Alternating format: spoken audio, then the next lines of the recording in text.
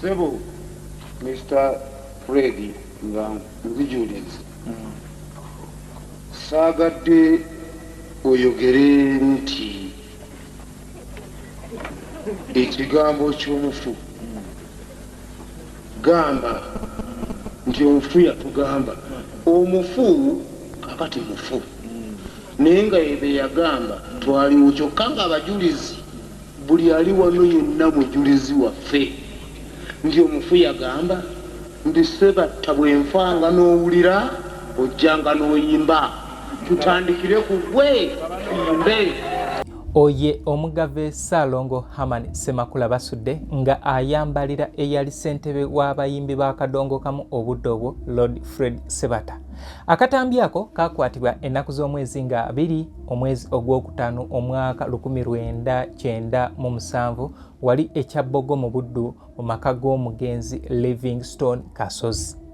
Oyo nno ye munnange basudde agambye nti tewali na kintu kirateetagisa ate kwetonda naye embeera tuutusa twagala ebisookeeto Obadde kunnyonnyola. Nonyonnyola. twetonde ng'ekiraamo kye abayimbi wekiri. Kinajjukirwa nti mu mwaka gwa 1995 Livingstone Kasozi nga ayita mu lutambi lwe olwa Bwendiba Nfudde yateekako oluyimba Bwendiba Nfudde nga yali awanjagira Lord Fred Sebatta nti singa ng'akeera n'afa Lord Fred Sebatta ojjanga n'okulemberamu abayimbi abalala n'abafamire bayimba nga naawe w'oyimba. Naye era yamaaliriza ng'abuuza ekibuuzo naye tamanyi nti oba ekyo kiriba. Kale bw'atyo ne omugave Ssalongo Herman Ssemakula basudde naye kwe kuvaayo bukolokolo n'abuuza omukulu nti omugenzi yagamba nti wenfanga n'owulira ojjanga n'oyimba. Yali amujjukiza ebigambo by'omugenzi Livingstone Kasozi bye yakozesa ku lutambi mu luyimba Bwendiba Nfudde. Wandivudde e Kampala nga omaze okutuuninga ebyuma bijja biyimba mpaka wano teri yandikunenyeza kubanga buli mubagukwasa era obwedde yatuganye okuyimba n'okujja kwe kwabaddewo tannateekako byuma tutandike. Bakugamba ate gwe mukama waffe tuyimbe. Omufu yagamba mu mboozi gye nanyumyako ne Lord Fred Sebatta mu mwaka gwa 2018 namubuuza ku nsonga lwaki yagaana okubeera nga akulemberamu oba akkiriza nga ekiraamo kya Livingstone Kasozi we yakikola ng'ayita mu luyimba ekyokubeera nga akulemberamu ayimbe.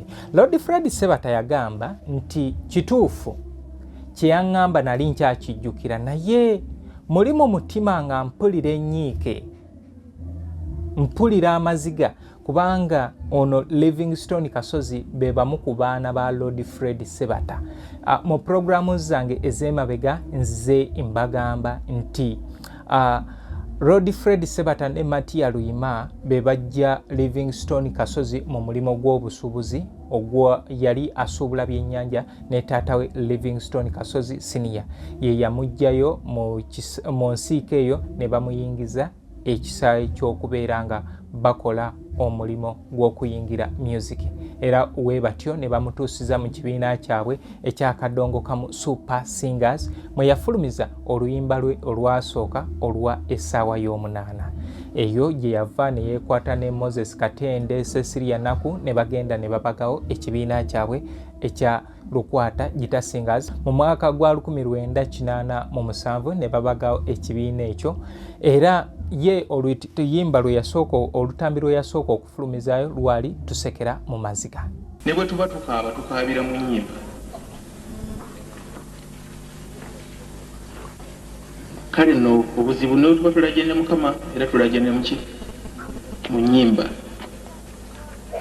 Kale nno obuzibu obwo bwe mbadde nsaba nga neetondera ddala okusooka.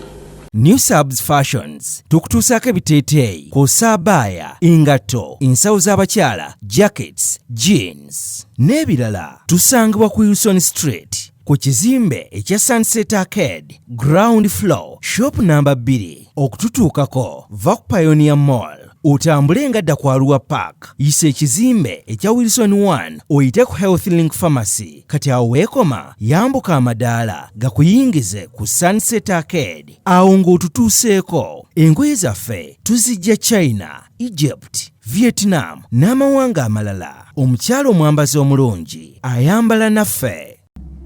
Kale bwatyo awo Lord Fred Sebata nga agezaako okwetondera ab'ekitundu ku ebyo byonna ebisuubirwa oba ebigenda okubeerawo ebyokubeera nga banyanyaagiza olukoba ate nga Livingstone Kasozi ali wali mu ddiiro. Yagamba nti kiyinza okubeewuunyisa olw'okuba nti abamu kipya mu matu gammwe, naye nti n'omujaasi waafa mu ntaana basoosaayo masasi. Kale nno naffe wano mu kisaayi ky'okuyimba omuyimbi waafa tukubawo ndongo. Enkola y'okubeera nga abayimbi bayimba ku nnyimbe nga munnaabwe afudde yatandikira ku Livingstone Kasozi eno ewaffe mu kadongo kamu, naye weewaawo abayimbi b'eŋŋoma oba abayimbi b'ennyimba zino ez'ekinnansi ez'eŋŋoma eŋŋanda biki baali bakikoze ku mugenzi God Mwambala bwe yali afudde, be baasooka okubeera nga bakola ekintu kino. Kati ffe n'ewaffe yali Livingstone Kasozi ye yasooka. Eri abooluganda lw'omugenzi oluusi tujja kusanga nti tekikuulikidde bulungi oba tokirabye bulungi oba tokiwulidde bulungi, naye muleme gakinga tuleme kukijjamu kintu kirala. Ng'abadongo bonna abali wano babuli 1300 oli takulimba nti nze sibaddeemu. Okay, kale bantu bange, naye nga oluyimba Livingstone Kasozi lwe yayitamu okubanga ng'akoowoola Lord Fred Sebata okubeera ng'akulemberamu abayimbi okuyimba baluyita Bwendiba Nfudde, lwafulumira ku lutambi olumanyiddwa nga Bwendiba Nfudde omwaka 1995 yali Kampala Music Stars. Oluyimba olwo lwagulibwa Hassan Kasule owa HK Studios. Naye oluyimba luno ag'omunda gali nti Livingstone Kasozi teyalutunda, wabula yaluwa muganda we oba mukwano gwe Hassan Kasule ng'ekirabo olw'okuba nti mu bantu bonna abaamubeererawo ono yakirako, kubanga nti abamu we yatuuka okulwala waliwo abaamwesamba, naye Hassan Kasule yamubeerera okuva ku lunaku olusooka okutuusa ku lunaku olusembe, era n'atuuka n'okubeera nga Hassan Kasule aweebwa obuvunaanyizibwa obw'okubeera omukuza w'abaana ba Livingstone Kasozi. Naye ebyembi nti naye mu mwezi gw'omunaana mu 1997 olunaku lwe baayabya olumbe lwa Livingstone Kasozi ate ne HK oba Hassan Kasule naye lwe yafa ne bamuziika wali ekyototogolo mu Butambala. Olutambi luno Livingstone Kasozi lwe lumu ku lutambi lwe yasinga okubeera nga afunamu ssente empitirivu, kubanga wakola olutambi luno naddala ng'akulembeza oluyimba lwa Nalweyiso oba Komawo Nnyambe. Yatuukirira HK n'amubuulira plan oba n'ekyamaguzi kyaliwo, era HK ye kye yakola nga abantu abaali bamanyi business yamugambirawo nti genda mu bondi ofune mmotoka empya. Ebintu ebyo nno abiyimbako mu duniya weeraba nti olumbe lwamugaggawaza n'atuuka okubonga, naye nga HK yamukolako buli plan okubanga asobola omufuula ekyo kye yali. Naye nga ezimu ku nnyimba ezaali ku lutambi olwo kwaliko Bwendiba Nfudde, Komawo Nnyambe ne Nina Enyiike. Nina Enyiike luno lwali lugezaako okubeera nga lumalawo obutakkaanya bwabwe era obwaliwo wakati we ne Haman Semakula basudde, era nga kale weewaawo mu mutima nti tusobola okusonyiwa, naye kiri ne kikugira, kubanga alina we yagamba nti mukwano nsekerera lwakuba nze nfa, naye naawe ejjukira nti walumba ajja. Kino kye twagira kizibu okyetaasa.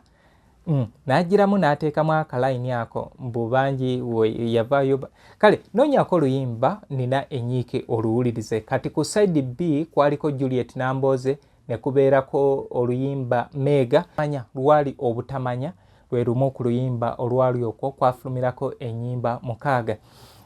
Era mu 2000 zaalinga 18 nkyalirako namwandu Florence Namanda mubuuza ku luyimba Bwendiba Nfudde nti kyali kitya n'analetingla oluyimba olwo nti Kasozi yalinga asaaga ng'afunye anti abayimbi nga bafuna ebirowoozo nti ng'amaze okufuna ekirowoozo ekyo ekya wendiba nfudde n'amugamba ndeeterawo amasuuka gange kati gwe tuula wali njalira wano tineyeegolera mbiika bulungi kati dda wali nze ndi wali nfudde kati nti n'atandika okukola nga zi imagination naye nga nti yali asaaga nnyo ne mukyala we kati luno oluyimba lwa nalweyiso komawo nyambe abasinga nti bo bakitwala nti omukyala yanoba naye nti yatuuza mukyala we n'amugamba munnange eno business abantu bangi ngenza okizuula nti abantu omuntu walwala ababe bamwesamba naye njagala kuluyitiramu nga nsomesa bantu nti singa omuntu alwala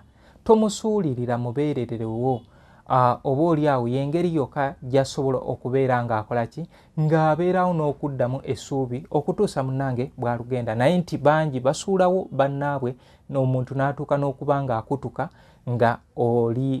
ng'akutuka naye ng'ekimukutula lwa buyambi era ndowooza ne mu luyimba lwa Kizito zaavuga muyambe abalwadde ebintu ebyekikula ekyo baali baboolebwa nnyo nga bamwawula ku bintu by'alina okukozesa nga bamuwaako ebibye kale nkugamba programu eno eteekebwa mu ssente abakikaya College and Vocational School basangibwa ali ebulenga ku 7 tulina Plan B Records abo bakwata nyimba tulina St Michael Educational Center ne Nabs Fashions abo baliwo ku byakwambaza mukyala gwe ayagala engoyi zonna ez'abakyala ez'ekisiraamu kugamba nti genda ku Nabs Fashions wali ku Sunset Arcade ground floor edduuka eryo eriri ku mugukiriro ly'edduuka lya Nabs Fashions era nga wolaba contacts zaffe weeziri kuno naye nga okutambula obulungi nkugamba nti ova ku Pioneer Mall ng'odda ku Alwa Park ova ku Wilson 1 kati Link Pharmacy weekoma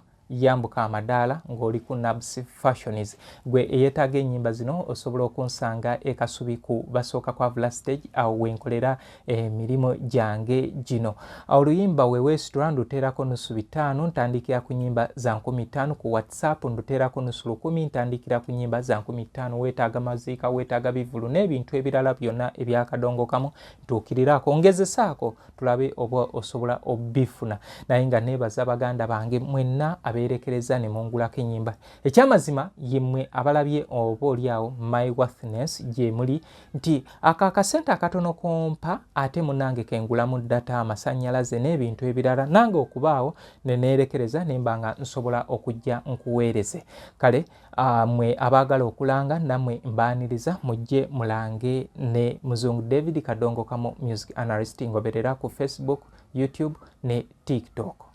Yino Kikaya College School essomero eryegulidde erinnya mu kusomesa abaana ate ne bayita ssomero lya Dene boarding mix y'abawala n'abalenzi senior 1 paka senior 6 balina library science kone computer labs byonna bijjudde balina arts ne science subjects co-curricular activities kone section y'ebyemikono omuli okusiba enviiri okukanika n'ebirala ebigwa mu kkowe eryo omwana n'ava ku ssomero lino ng'ali self contained kyewuunyisa ensimbi zaabwe zeze zijja mu nsawo ya buli muzadde basange Kikaya Bulenga Mityana Road okumanya ebisingawo noti 757 mukaganya emwemu 57 Mr.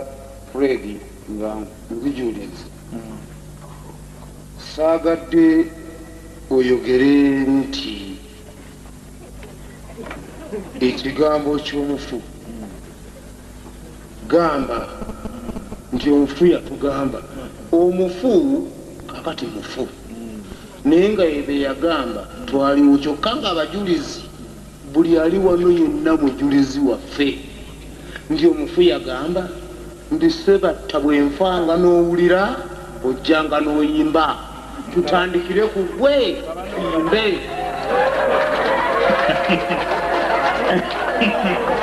oyo nno ye munnange basudde agambye nti tewalina kintu kirateetagisa ate kwetonda naye endeera tuutusa twagale tusooke kubadde kunnyonnyola